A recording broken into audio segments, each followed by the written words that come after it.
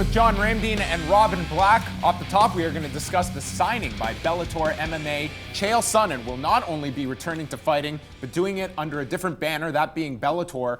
And one that I think caught a lot of people off guard. Not so much that he was returning. He had recently entered the USADA testing pool, but we all assumed if he did fight again, it would be under the UFC lights. Yeah, I'm not surprised. Chael Sonnen has seemed to do things his own way, and you know that Bellator has been throwing money left, right, and center, whether it was getting Matt Mitrione, Ben Henderson, now Rory McDonald, but you have to imagine that this signing, Chael Sonnen, will garner the most attention because Chael Sonnen will say whatever he has to say to garner the attention, not only the MMA masses, but the other world of entertainment trying to consume his product. So Chael Sonnen, excellent move because I know he's going to get paid for fighting. Then he'll probably make that move to the desk and do whatever else Viacom will allow him to do.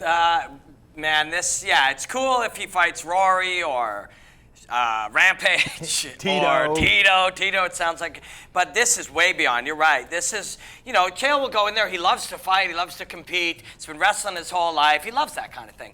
But there'll be like a gangster corner. Like in the world of pro wrestling, all that kind of stuff. They'll have a gangster's corner where Chael will do a Chael thing, and it'll be huge.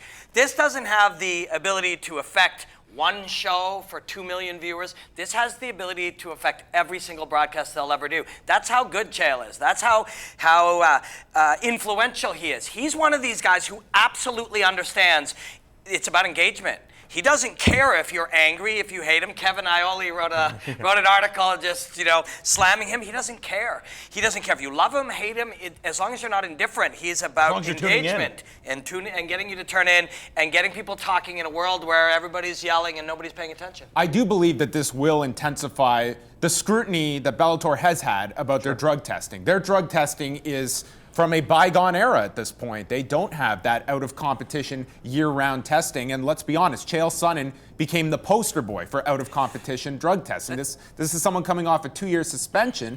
And while he did enter the USADA pool, there was no failed tests in that sense. Do we know that? Because maybe if he's not fighting, there's something that says they don't report it if there is one. I don't know. I mean, it is pretty weird, right? I know Chael's brilliant. There are a lot of questions because Chael Sonnen did have fights remaining, and the UFC, it was only recently released him. Why they would be opting to do that when we had all of this discussion this past week about CM Punk and you release this guy and hand him over to Bellator, that's essentially what's happened here with Chael Sonnen. So there are a number of questions that haven't been answered yet about how this transaction occurred.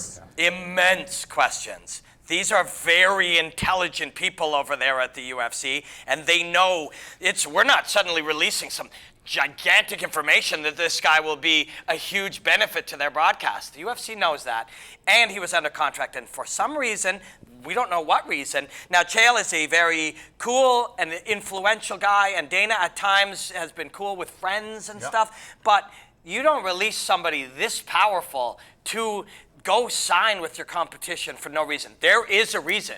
We don't know what it is.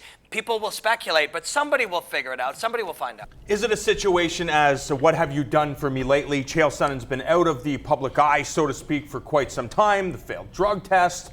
And on top of that, you mentioned his relationship with the UFC. Could it be all of those factors why they decided to let the guy go? I mean, it's one of many questions, but to be honest, like Chael Sonnen, you look at all the infractions and the suspensions, this is not a guy, to me, that has this giant cloud over his head where others have faced so much scrutiny. I think that there is just a general interest. People are entertained by this guy, and he doesn't walk around with the same...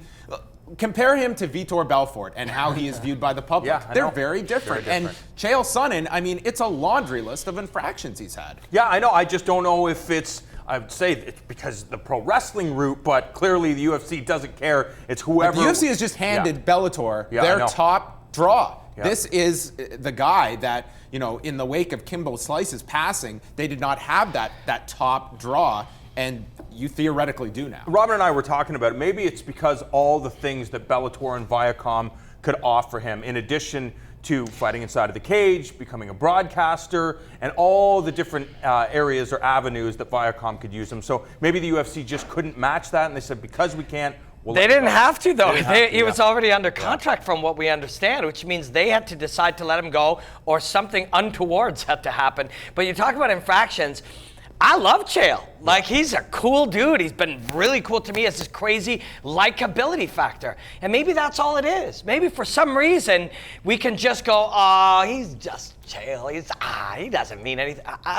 There's no real explanation why and Vitor Belfort Pollock, you couldn't have made a better comparison.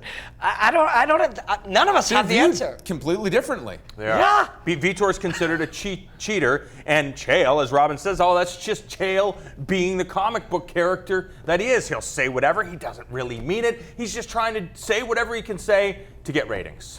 There's something about that. There's something in our culture right now, and maybe it's the speed at which information is shared and how quickly the next thing happens and the next thing happens. If somebody does something, and oh man, I was trying to cheat, you caught me, and then smiles at the camera, puts on a suit and goes on, I don't know what the answer is. I really don't know. But he's got something, or he's maybe drugging our water and we're all hallucinating. I don't know what it is. But somehow we love Chael. It's going to be interesting as well. I think the matchmaking, it kind of writes itself. It does. You have to put the right fights together. I don't think this guy's signing, it has to be tied to championships or younger guys. I think it's going to be blockbuster fights. If you have a Tito Ortiz, if you sign a Vanderlei Silva, I mean, those are the kinds of fights you expect. And I don't know how much long-term you really expect Chael to be an in-ring competitor as opposed to a broadcaster, maybe a brand ambassador that can go out and can do a lot of the promotion that Scott Coker, that isn't his forte. Exactly, and that's what it comes down to. Give the guy super fights with older fighters that have been around for any length of time. Like I said, Tito, Rampage, any of those big names. In addition to that, would people not tune in to Rory McDonald if he decided to go up to 185 pounds and fight Chael Sonnen? Well, Rory's not going to talk up the fight. That sounds like but a ridiculous fight. It is a ridiculous fight, but don't you think it's a possibility in Bellator? 100%. Anything's a possibility. Chael came out and said there's no weight classes. It's all gangster weight.